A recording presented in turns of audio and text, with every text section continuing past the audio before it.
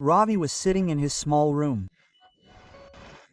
It was raining heavily outside, and the occasional thunderbolt made the atmosphere even more eerie. Anxiety was evident in Ravi's eyes. He had come to the city from the village with big dreams. But 3 months had passed, and he hadn't found a job or any support. The little savings he had were about to run out. His thoughts were interrupted when a sudden knock came on the door. Who could it be at this time of night, and in this heavy rain? Ravi's heart was filled with fear and curiosity.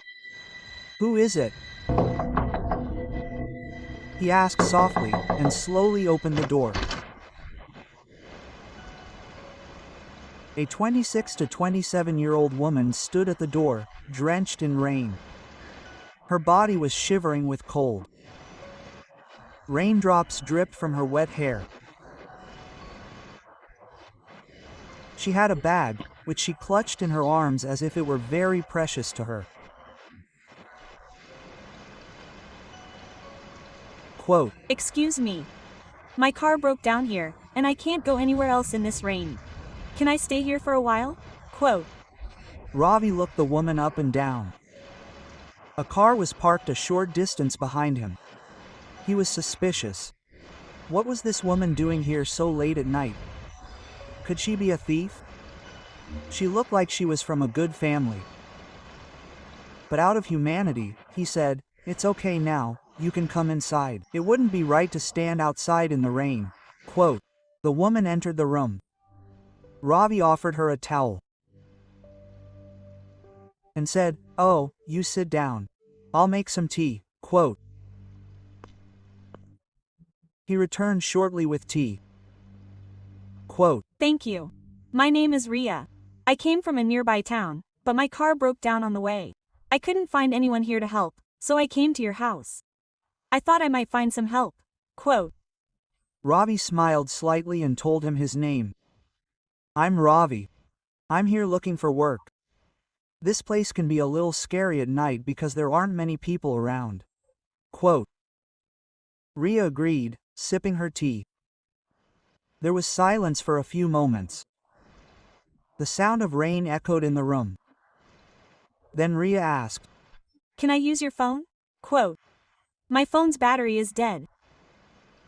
Ravi held out his phone to her. Ria was talking to someone on the phone. "Yes, I'm safe. Everything will be done tonight," she said and hung up. Before Ravi could ask anything, the power went out.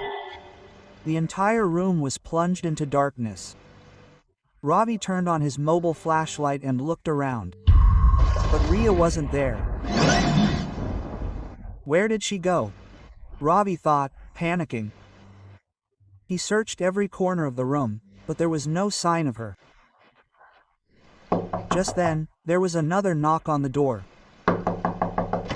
Ravi opened the door and his friend Vijay was standing there. "What's wrong, brother? Why are you so nervous at this time of night? Did you have a scary dream?" Something like that. Quote. Ravi recounted the entire incident to Vijay.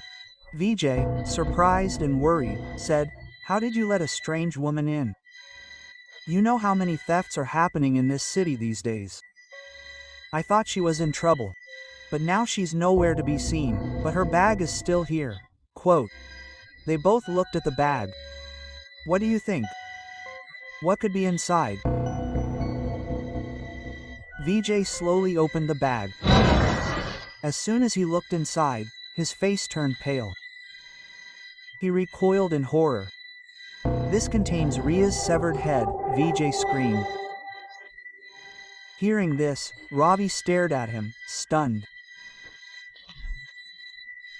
"Ria? How do you know Ria?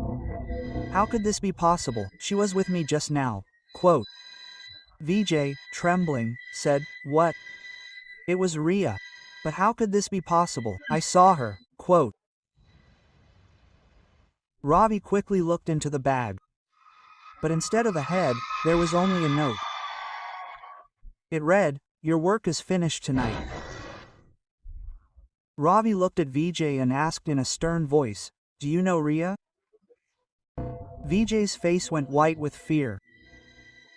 Trembling, he said slowly, "Yes, I know Ria. She was my fiancée." Quote.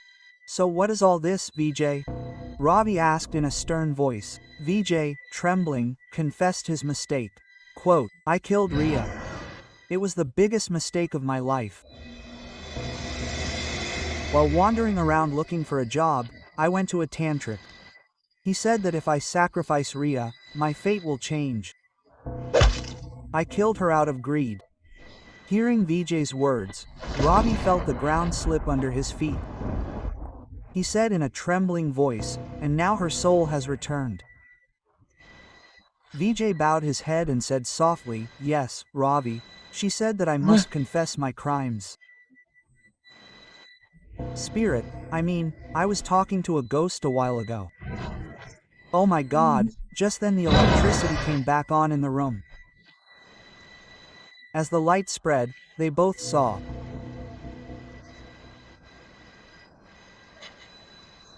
Ria sitting in the corner of the room, her head hidden. She was sobbing softly. They both stood there, staring at her. Neither of them dared to approach her. VJ, gathering himself, began to walk towards her. He said in a trembling voice, Ria, forgive me. This all happened because of me. My greed forced you to endure all this." Ria slowly raised her head. Deep cuts lined her cheeks, dripping with blood. Her eyes were filled with pain and anger, but her voice held a terrifying innocence. "VJ, she said in a broken voice, you've come. Do you still love me? You never even tried to see me once. So I thought I'd come and see you." Hearing this, VJ's eyes filled with tears. He fell to his knees and said, "Ria, I love you very much. Please forgive me." Suddenly, a terrifying smile appeared on Ria's face. He said, "Oh, Didi, my Sona Babu, you're really crying." With that, she burst into laughter. VJ was still kneeling in front of her, trembling, trying to say something. But before he could, Ria suddenly cut him with her sharp, blood-stained nails. She wrapped her fingers around his neck. VJ, terrified, tried to free himself from her grip. But Ria's strength was beyond human. Quote, "Where will you escape me now, VJ?" Quote. Ria smiled, and then, in a flash, her fingers tore through VJ's neck, reaching his bones. VJ's scream choked in his throat. The next moment, his head was severed from his body and fell to the ground. A fountain of blood spurted from the severed head, staining the walls red. Ria lifted the severed head, bringing it to her eyes, and said with a terrifying smile, "What did you think, VJ? I'll forgive you just like that." Quote. Ravi's breathing quickened at the sight of this horrific scene. His body trembled violently. Darkness began to surround him. The next moment, he fell unconscious to the ground.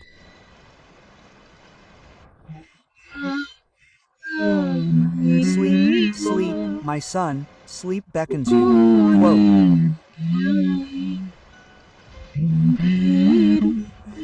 "In the lap of darkness, you became mine."